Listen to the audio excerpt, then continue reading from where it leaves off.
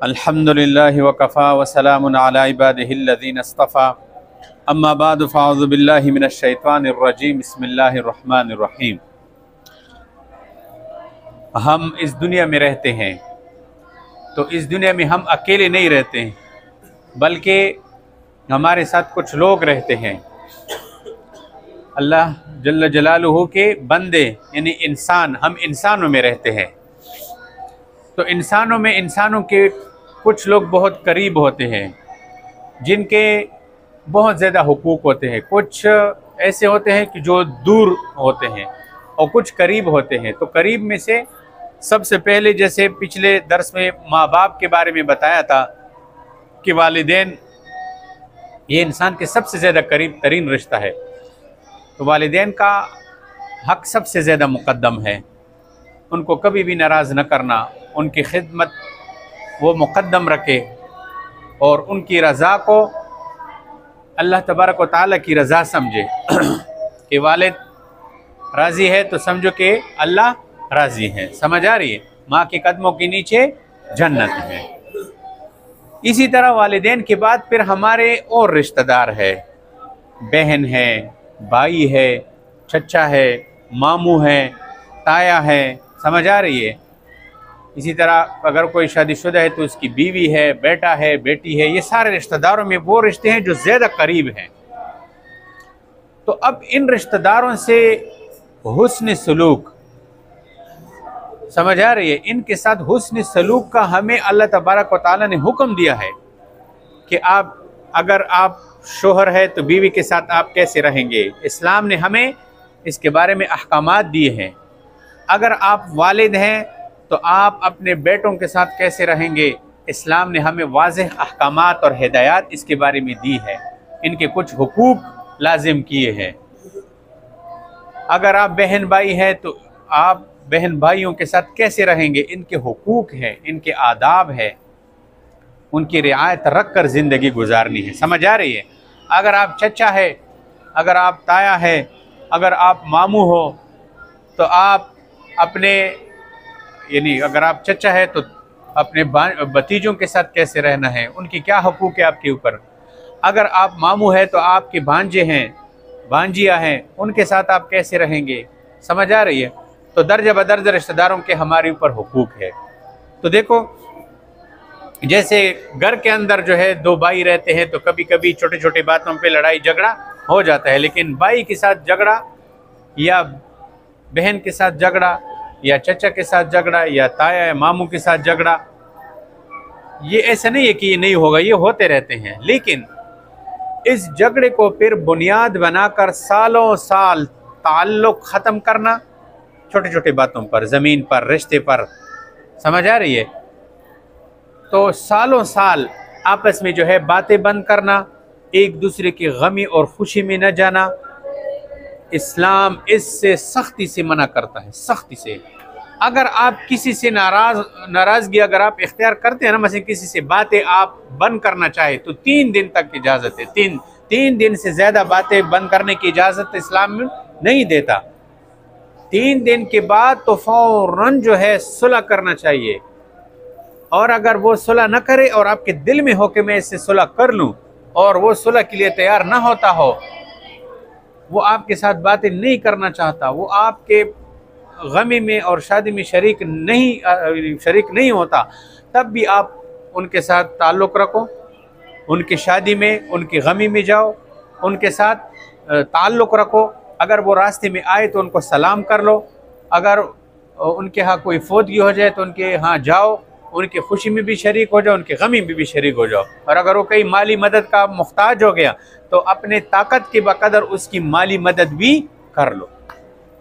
हदीस में आता है कि सिल मन कताक, जो तुझसे तोड़े तो उससे जोड़। समझ आ रही है? वाफ़ा मन ज़लमक, जो तुझ पे जुल्म करे तो उसको माफ़ कर दो अल्लाह के लिए, जो तुझे महरूम कर दे तो उसको दे दो। ये इस्लाम हमें सिखाता है। तो आज 3 हदीसें हैं, 3 हदीसें, ये तीनों हदीसें रिश्ते के मुताल्लिक है, रिश्तेदारी के मुताल्लिक है कि देखो, जो रिश्ते को जो लोग बरकरार रखते हैं तो उनको क्या अजर मिलेगा, और जो रिश्ता ताल्लुक़ इसको तोड़ते हैं तो इसकी कितनी ज़्यादा सख्त वईद है। देखो ये पहले बुखारी शरीफ की हदीस है।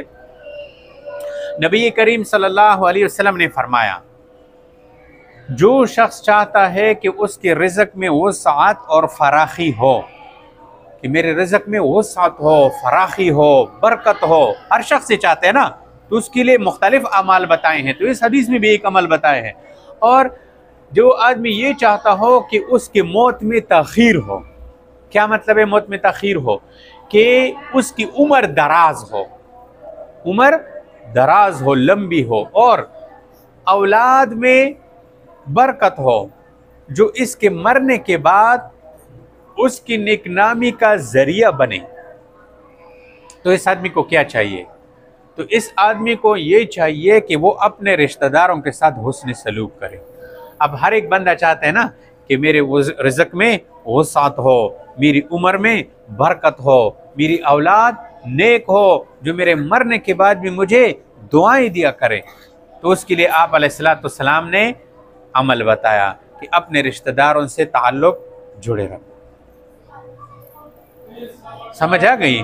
रिश्तेदारों से रिश्ता नहीं तोड़ना है। समझ आ रही है? ये देखो इस हदीस में कितनी जो है ज़बरदस्त बात की, और इस पर कितनी जो है बड़ी फजीलत सुनाई कि आपके रिज़्क़ में बरकत होगा, आपकी उम्र में बरकत होगा, आपकी औलाद में जो है बरकत होगा जब आप रिश्तेदारों से ताल्लुक़ जुड़े रखेंगे। ये एक हदीस। दूसरी हदीस, नबी करीम सल्लल्लाहु अलैहि वसल्लम ने फरमाया, ये मुस्लिम शरीफ की सही रिवायत है कि ये जो रिश्ते हैं ना, रिश्ते ये अर्श से लटके रहते हैं, अर्श से लटके रहते हैं, और कहते हैं कि जो शख्स मुझको जोड़ेगा, जो शख्स मुझको जोड़ेगा उसको अल्लाह ताला अपनी रहमत के साथ जोड़ेगा, और जो शख्स मुझको तोड़ेगा अल्लाह उसको अपनी रहमत से दूर कर देगा, तोड़ देगा, जुदा कर देगा। जो कितनी वईद आ गई।